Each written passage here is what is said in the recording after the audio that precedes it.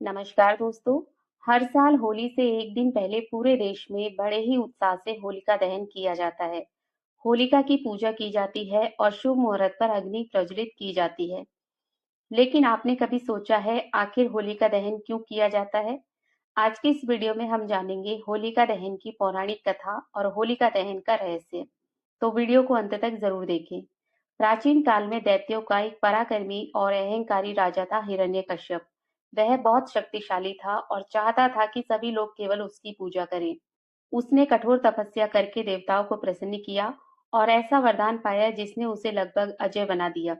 वह न दिन में मारा जा सकता था, न रात में, न घर के भीतर, न घर के बाहर, न आकाश में और न ही धरती पर, न किसी मनुष्य से, न किसी पशु से, न किसी अस्त्र से और न ही किसी शस्त्र से।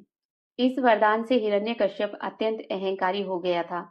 उसने स्वयं को ही ईश्वर घोषित कर दिया था और समस्त प्रजा को आदेश दिया कि वे उसी की पूजा करें। उसके राज्य में भगवान का नाम लेना भी अपराध माना जाने लगा। यदि कोई उसके अलावा किसी अन्य देवता की पूजा करता, तो वह उसे भी मरवा देता। लेकिन नियति को कुछ और ही स्वीकार था। हिरण्यकश्यप का पुत्र प्रहलाद भगवान विष्णु का परम भक्त था। वह हर समय भगवान श्री हरि का नाम जपता रहता। प्रहलाद शांत, सरल और एक तेजस्वी बालक था। बचपन से ही प्रहलाद खेलते, पढ़ते, खाते, यहाँ तक कि सोते समय भी श्री हरि का स्मरण करता रहता। लेकिन हिरण्यकश्यप को ये बिल्कुल पसंद नहीं था, क्योंकि हिरण्यकश्यप भगवान को अपना शत्रु मानता था। जब उसे ये पता चला कि उसका पुत्र नारायण का भक्त है, तो उसके क्रोध की सीमा न रही। उसने प्रहलाद से कठोर शब्दों में पूछा, तू मेरी पूजा क्यों नहीं करता? मैं इस संसार का स्वामी हूँ।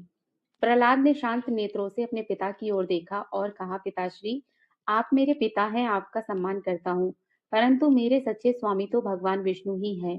वही सारे संसार के पालनहार हैं।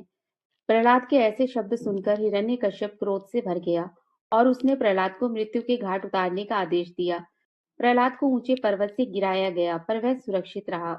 उसे विषैले सांपों के बीच छोड़ दिया गया, लेकिन सर्पों ने उसे स्पर्श तक न किया। उसे समुद्र में डुबोया गया, हाथियों के बीच कुचलने के लिए फेंका गया, यहाँ तक कि उसे विष भी पिलाया गया। लेकिन एक अदृश्य शक्ति हमेशा उसकी रक्षा करती रही। वह शक्ति थी प्रहलाद का श्री हरि विष्णु पर अटूट विश्वास। हारकर हिरण्यकश्यप ने अपनी बहन होलिका को बुलाया, क्योंकि उसे वरदान प्राप्त था कि अग्नि उसे जला नहीं सकती। योजना बनाई गई कि होलिका प्रहलाद को गोद में लेकर अग्नि में बैठेगी और इस प्रकार प्रहलाद भस्म हो जाएगा। वह पूर्णिमा की रात थी। आकाश में चंद्रमा अपनी शीतलता बिखेर रहा था, पर धरती पर अग्नि की लपटें प्रचंड हो रही थी। होलिका प्रहलाद को गोद में लेकर अग्नि में बैठ गई। प्रहलाद ने अपने नेत्र बंद कर लिए और नारायण का नाम जाप करने लगा। समय बीतता रहा, अग्नि बढ़ती रही, परंतु जब धुआं छटा तो दृश्य अद्भुत था। होलिका भस्म हो चुकी थी और प्रहलाद सुरक्षित थे। वरदान निष्फल हो गया था, क्योंकि वह अधर्म के लिए प्रयोग किया गया था। प्रहलाद की भक्ति ने अग्नि को भी पराजित कर दिया।